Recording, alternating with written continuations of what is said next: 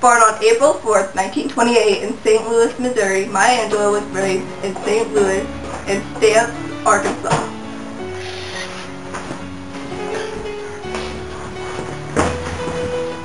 At age 7, while visiting her mother in Chicago, she was sexually molested by her mother's boyfriend.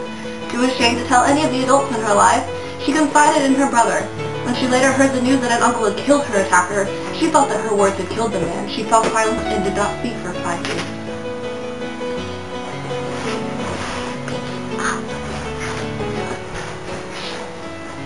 In the 1950s, she was increasingly interested in developing her skills as a writer. She moved to New York, where she joined the Harlem Writers Guild and took her place among the growing number of young black writers and artists associated with the civil rights movement.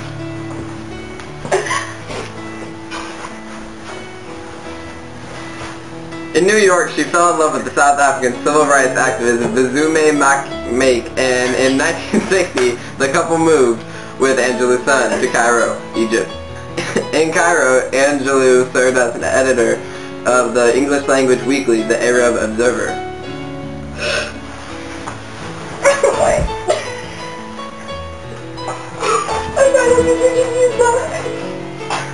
She wrote the screenplay and composed the score for the film Georgia, Georgia in 1972. Her screenplay, the first by an African-American woman ever to be filmed, was nominated for a Pulitzer Prize.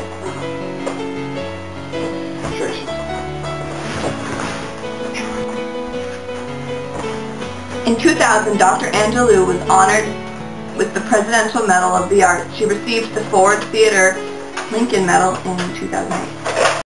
Everyone in the world has gone to bed one night or another with fear or pain or loss or disappointment.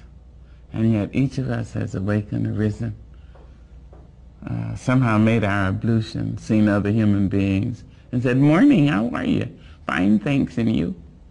It's amazing. Wherever that abides in the human being, there is the nobleness of the human spirit.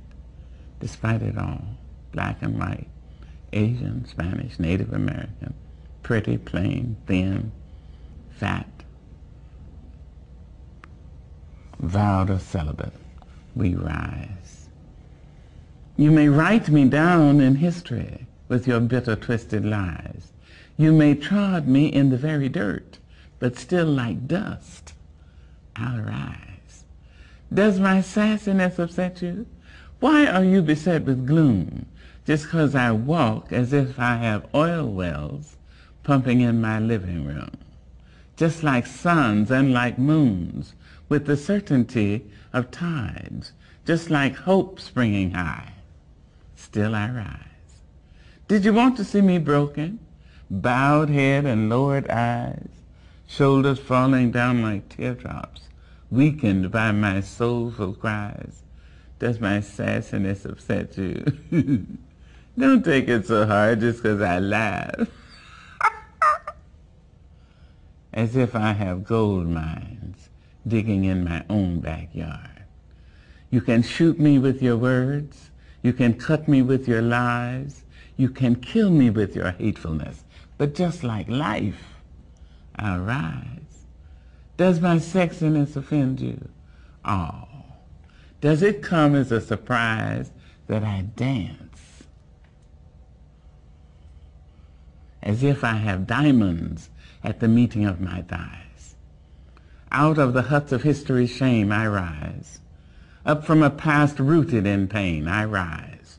A black ocean leaping and wide, welling and swelling, I bear in the tide. Leaving behind nights of terror and fear, I rise. Into a daybreak miraculously clear, I rise. Bringing the gifts that my ancestors gave. I am the hope and the dream of the slave. And so, naturally,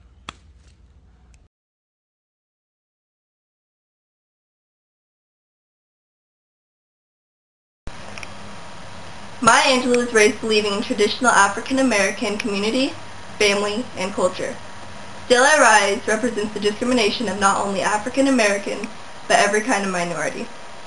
She recognizes that she can never evade struggle and hostility, but she can fight back.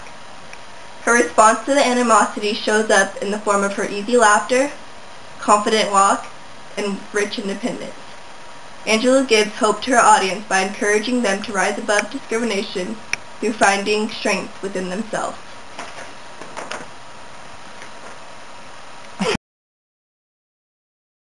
Internal rhyme.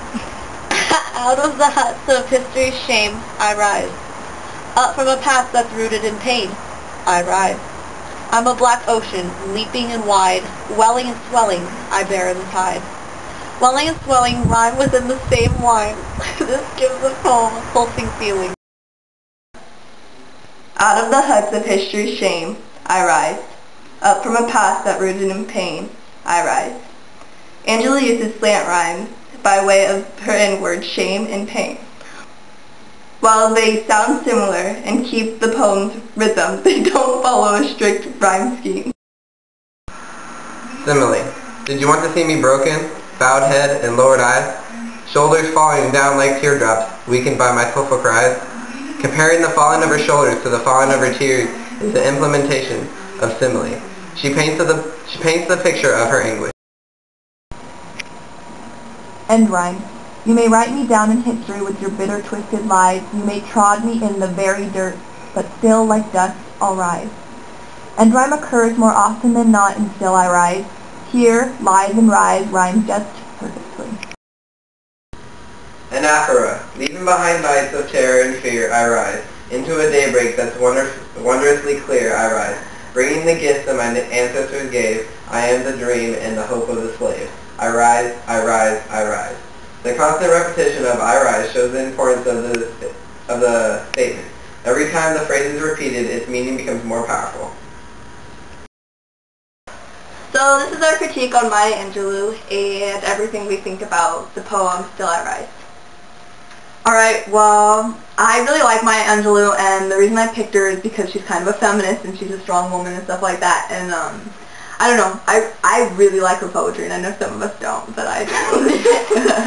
I've always been interested in like the slavery aspect, and a lot of her poems I realize take a big stand on how slavery was, and I kind of think Still I Rise didn't really go for the feminist. I think it went for like the slavery aspect, because it said like, you beat me down, I'll still rise above everything. Yeah, I agree. I think a lot of what she talks about, most of her poems are about strength and stuff, and that's awesome.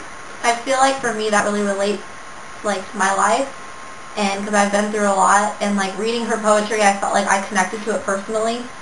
Like some of the lines, like the do you want to see me broken, bowed head and lowered eyes, I feel like I've been in that position before, and it felt nice to read that and know that somebody else has been through the same thing I have. Yeah, I think actually Still I Rise was kind of, it was almost like a summary poem sort of like all the stuff that she does, because it was kind of an encouragement to her audience and stuff. To rise above everything. Yeah, exactly, like rise above all the situations, no matter how hard they are, like you're strong. And do you have any comments, Kyle? Come on, buddy. I'm okay, thanks guys. What'd you think of the poem? It was very inspirational.